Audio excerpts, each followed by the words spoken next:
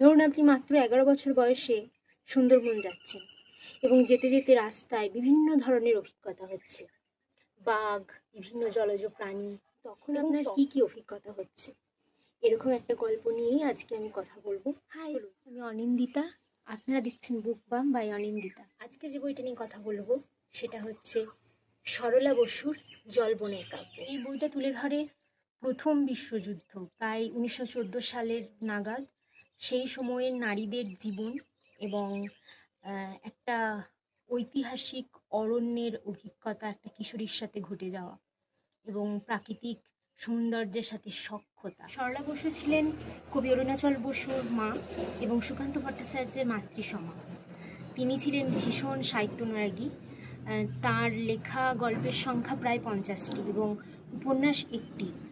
তিনি এছাড়াও সুকান্ত স্মৃতিকথাও লিখেছেন এবং ছোটদের জন্য বিভিন্ন রচনা করেছেন। সরলা বসু মাত্র 9 বছর বয়সে ফরেস্ট অফিসার অশ্বিনী কুমার বসুর সঙ্গে বিবাহ করেন এবং তার স্বামী ফরেস্ট অফিসার হওয়ার সূত্রে তাকে মাত্র 11 বছর বয়সে সুদূর সুন্দরবনের উদ্দেশ্যে পাড়ি দিতে হয়। এক ফরেস্ট অফিস থেকে আরেক ফরেস্ট অফিস, ভয়ঙ্কর আবহাওয়াকেও তোয়াক্কা না করে যখন যেখানে যে ফরেস্ট অফিসে পাঠানো হয়েছে তাকে তার স্বামীর সাথে সেখানেই যেতে হয়। এই বই আসলে এক স্মৃতি বিজড়িত কথায় কাহিনীতে ভরপুর।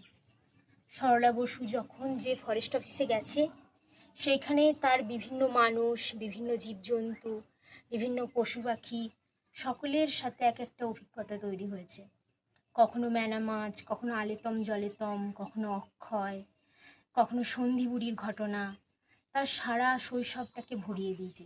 এবং জীবন কীভাবে প্রকৃতির সাথে একাত্ম হয়ে মিশে গেছে, কীভাবে সুন্দরবনের বিভিন্ন প্রাকৃতিক সৌন্দর্য, বিভিন্ন প্রাকৃতিক প্রাণী, বিভিন্ন তাদের খাবার দাবার, তাদের রীতিনীতি, তাদের নিয়ম, তাদের অনুষ্ঠান, সমস্ত কিছু সরলা বসুর মনে একদম অপরূপ চিত্র হয়ে গেছে। এই বই নিছক একটি বই বা একটি স্মৃতিকথা নয়। এই বই একটি কিশোরী মেয়ের পরিবার ও আত্মীয় স্বজন ছেড়ে একটি অজানা জায়গায়, একটি অচেনা জায়গায় নিজের বেড়ে ওঠা এবং সেই প্রাকৃতিক পরিবেশের সাথে সখ্যতার একটি সুন্দর গুণন আরও বেশি চোখে পড়বে যখনই আপনারা এই প্রচ্ছদটা দেখবেন। অসাধারণ প্রচ্ছদ।